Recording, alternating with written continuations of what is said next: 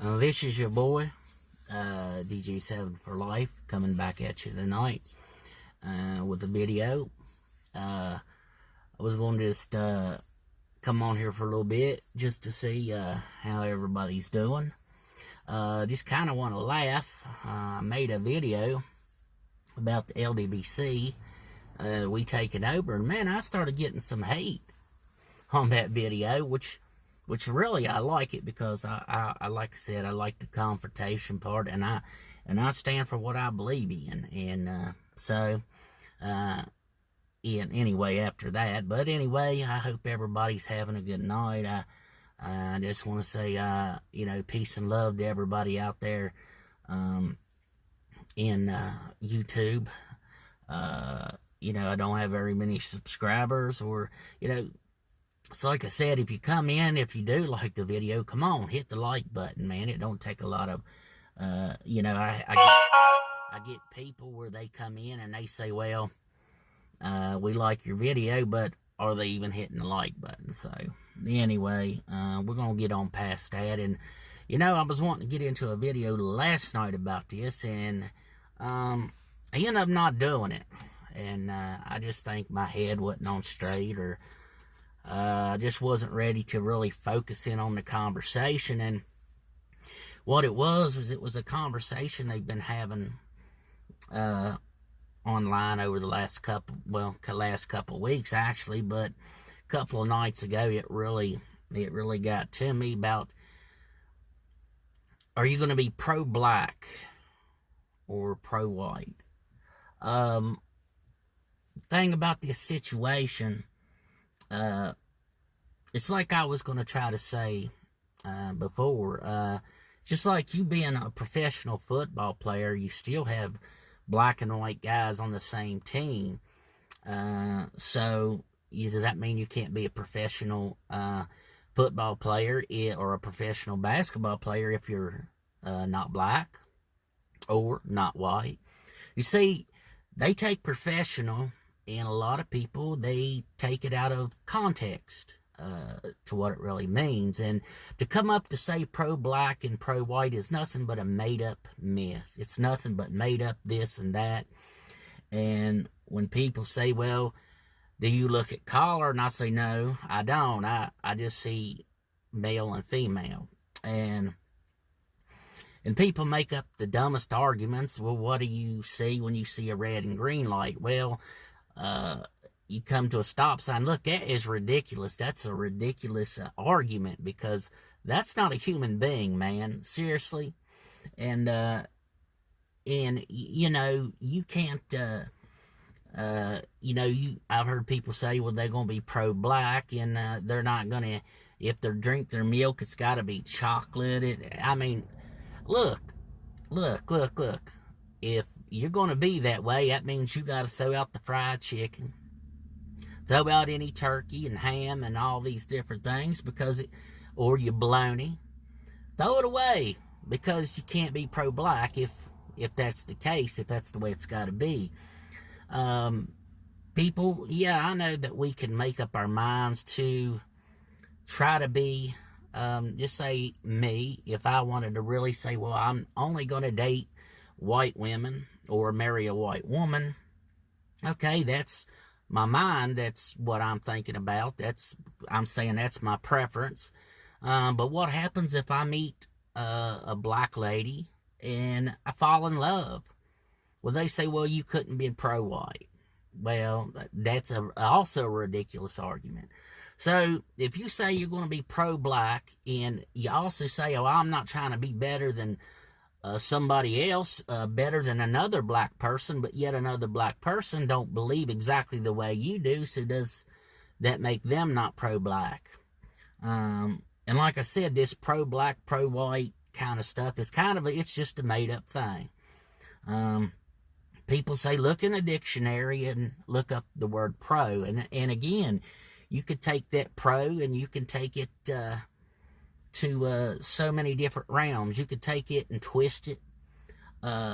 People looking into the Bible, and they use it for their own belief. They try to change it for their ways, not God's ways. And, people look to the Old Testament where it was a sin to marry outside of your nationality. And it just wasn't for white and black. It was for even white. If you was white in Jerusalem and you was white in Canaan, you wasn't allowed because you outside of their race. Look, you have to look at this and look at it in a specific context. And I heard one man was, they was giving messages and things out of the Book of Kings and going back. And, if they would really go back to the beginning, God said he created man and woman, man and female in his own image. So he didn't say the white man or the black man. So, again, that's a faulty argument. They say, well, it's a sin to marry outside of your race. And again, I know when it come to the Old Testament, yes, it was a sin to marry outside of your race. But here was the thing about it. It just wasn't what you say race. It was nationality. And it's just like, you look at Moses. Well, he was a man of God. And I believe if you're a Bible reader, I believe you can agree with that. But if you read Moses, now he come from Egypt. And he worked, as an Egyptian. And they say, well, the Egyptians is the one that enslaved the blacks. And, well, look at Moses. He came out and he helped lead God's people, the Israelites. And not only did Moses do that, Moses went against the commandments of God, and he married an Ethiopian woman. Don't believe me? Go read the Bible. You better go back and read your Bible, because he married an Ethiopian woman. His brother Aaron came against old Moses. And in a way, Aaron had a right to, because God, what Moses did was not right. But when Aaron kept, coming at Moses, putting him down and all this and that, old God come on the scene, and he said, hey, I'm just, paraphrasing, making kind of a, what I would think that God's meaning. God's saying, hey, look, lay off my boy Moses. He's my boy. And I know he may have married an Ethiopian woman, but guess what? It's okay, because he's my boy. So you lay off my boy, Aaron. And so there you have it. But when we get into the New Testament, people will use the respecter persons for their own collar. Okay? Again, that's faulty. That's incomplete. That does not work. When Jesus Christ died on the cross, whether you believe he was black or whether you believe he was white, he died on the cross for our sins, and when he did that, he brought us out of the Old Testament, out of the law, brought us into the grace period, the mercy and grace that Jesus Christ made way for us. What did the Bible also say when God said it? He was no respecter of persons. He said in his eyes there was neither male nor female. He said neither Greek nor Jew. So if you want to say Jew's black and Greek's white, well, then again, your logic is faulty, because he said not only you're neither male nor female, he said you're neither Greek nor Jew, or you're neither bond nor free. So, we get down to the point of this whole discussion. And some people, probably most people, will not agree with me. And because they want to believe their heritage, they want to believe it like they believe. But, here's my thing. If I'm raised as a little kid to be a Jehovah Witness up to when I've grown up, pretty much I'm probably going to believe in being a Jehovah Witness, not Baptist, not any other thing. So does that make me wrong? Now, if you're pro-black and your mother and your father raised you up as a Baptist, but yet your friend, their parents raised you up as an atheist, does that make neither one of you pro-black? again, that logic, that argument is faulty. It makes no sense. Because when it comes to the way of a man and a woman, why color doesn't matter is because love is everything. God is love.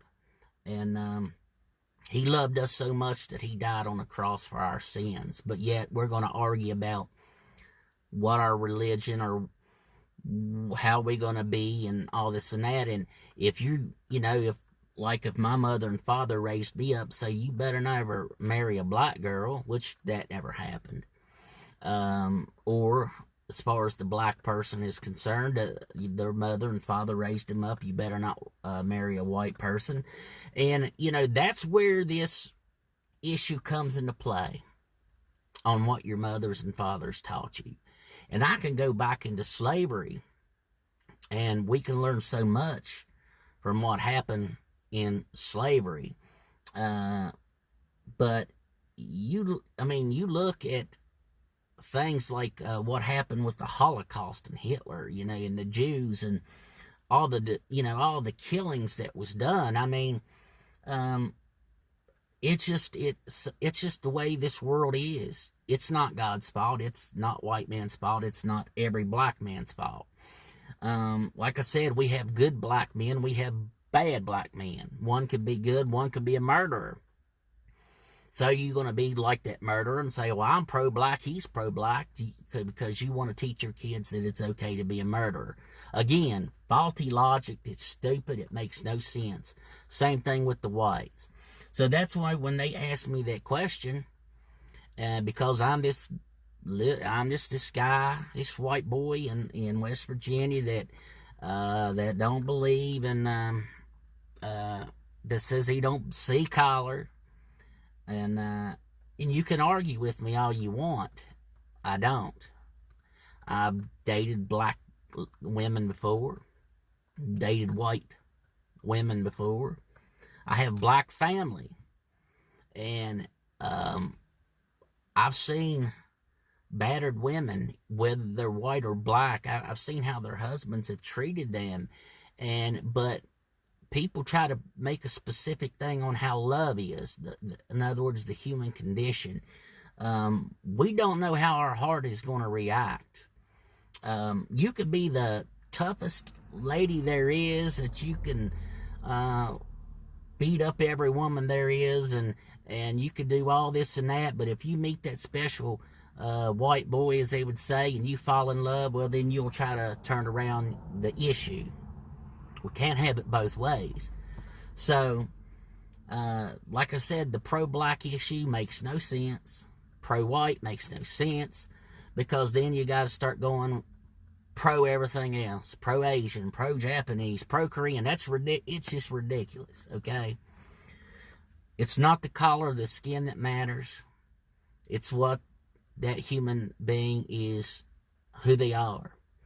And if anybody that knows me, and I've been backing up the LDBC ever since I've been on YouTube. I've backed just about everything that has to do with guys like Deontay Wilder and Errol Spence, and if you really believe me, you call me your brother, you call me your friend, you say peace to me, you tell me, you salute to me. Are you meaning it, or are you just putting up a front? Do you think I'm putting up a front? Because I'm not. I mean what I say, and I say what I mean.